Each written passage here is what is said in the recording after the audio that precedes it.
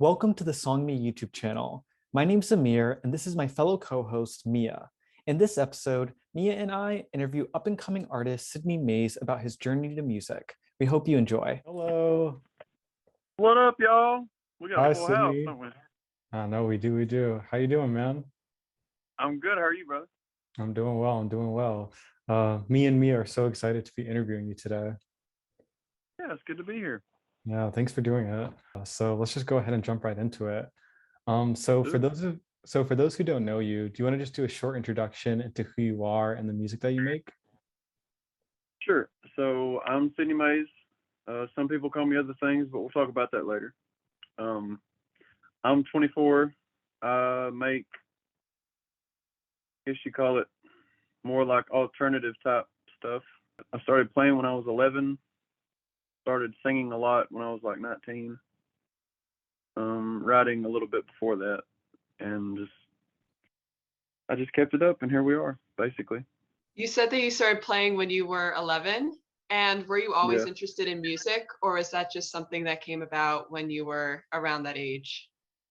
I was raised in a very musical house, so I was like, before guitar, I was super into video games, and like I would go to school and I would leave the video game running, and I would come back just to hear the music playing on repeat, like have it looping, you know.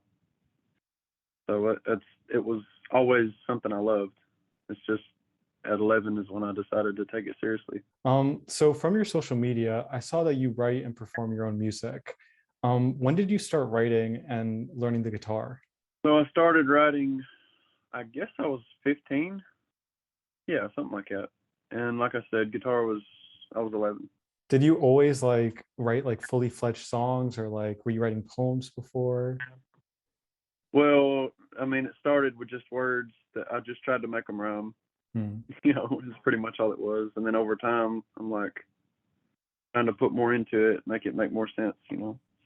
What's been the most rewarding part of creating your own music? And if there are any, what's been the hardest? Seeing people like sing your lyrics back to you, or like if you're live streaming, like watching them type in the comments your lyrics before you sing them, that's so cool. That's pretty rewarding, I got to say. Making something that people can connect with.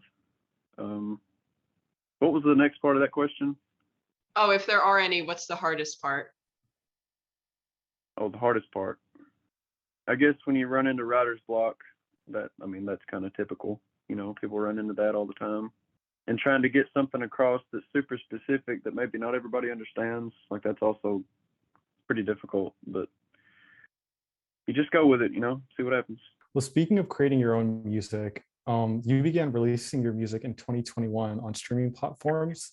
What made you want to finally start releasing your own music? You all are full of good questions. Look at y'all. Thank you. Absolutely, man. So what made me want to start releasing? Because I used to be kind of terrified, honestly, of releasing stuff, but I don't know. It's kind of a long story, but life kind of happened, and I eventually just stopped caring what people thought, and I just posted just to see what would happen. And then after that, I just kept posting and kept on and kept on.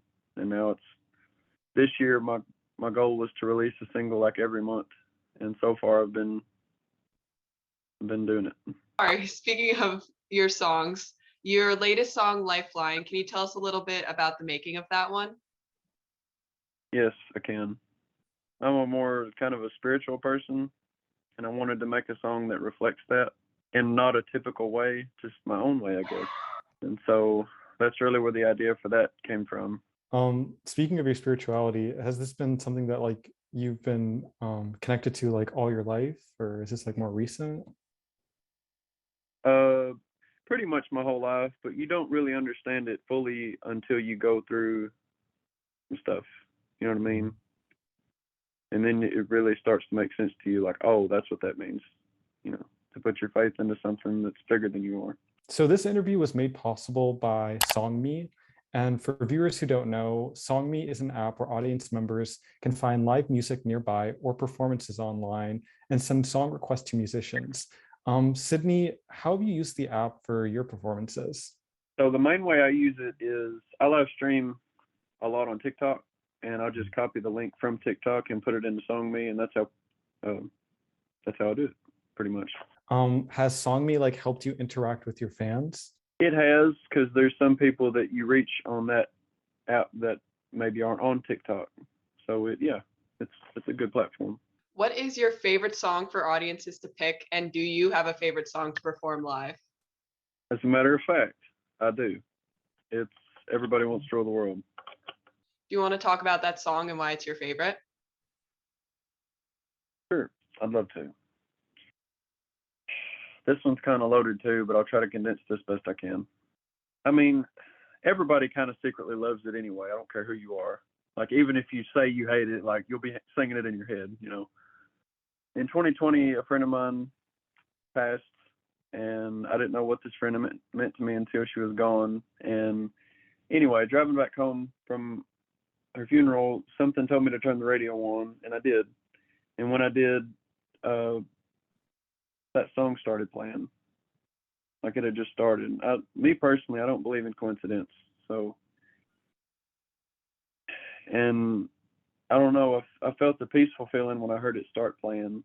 And just ever since then, it just, I don't know, it's like that same memory plays over and over again. And it's just, there's no other song that's like that for me. So that's really why like, most of the time on my live streams, I play it at least once. Hope that makes some kind of sense. No, it makes perfect sense. That was a beautiful story you just told. Thank you, brother. Yeah. So in what ways has connecting to your community benefited you? And why is it important? Why is that important for any artist to grow? Well, if you don't have community, what you got? You know, you ain't really got anything. And they are the ones that make you. You give back in some way to grow your community. Because, like I said, that's where it starts, is with your fans.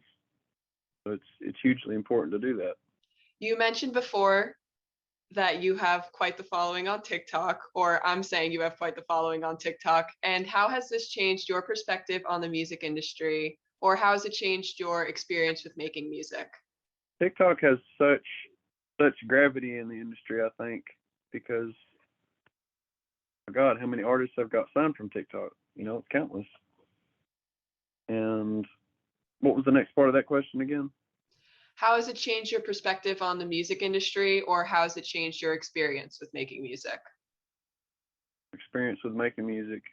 It makes it extremely accessible. You just hit a button and there it is. Apart from like going out to some places and like selling CDs out of your trunk or something like that.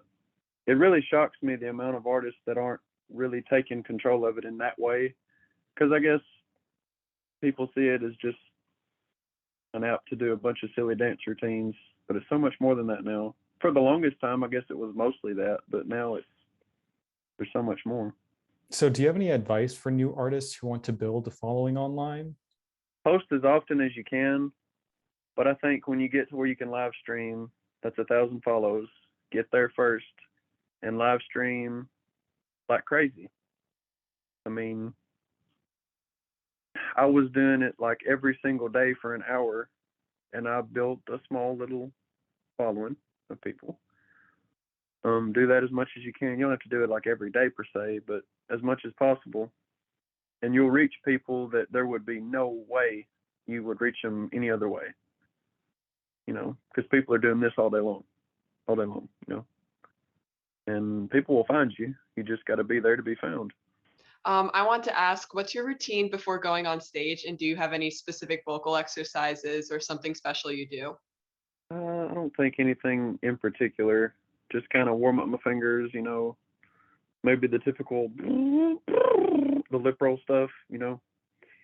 And I guess that's about it. Nothing too in depth. So when you're not making music or performing, what does Sidney Mays like to do? I always have trouble with this question, man. I guess just kind of just write. I'm always writing. So I'll do that, or just chill out, you know. Yeah, pretty much. Make music, doing something, you know. This one is my favorite question. If you could collaborate with one artist, dead or alive, who would that be? Hendrix would be one. Does it have to be one artist? As many be as you like- want. The Weeknd, Tears for Fears, 21 Pilots, Foster the People, Tame Impala. Yeah. Good Something like that. options. Solid choices, Thank you. solid choices. So this is our last question. What does the future have in store for Sidney Mays? What can fans expect? I think my ultimate goal is to tour all over the world playing my own stuff that I've written. So I'd say that's what you can expect. Definitely. Well, it's definitely going to happen. Your music is amazing. And Thank you. absolutely. And we are so grateful that we got to interview today. Thank you again for taking the time to do this. Thank you. Anytime, y'all. Thank you so much for having me.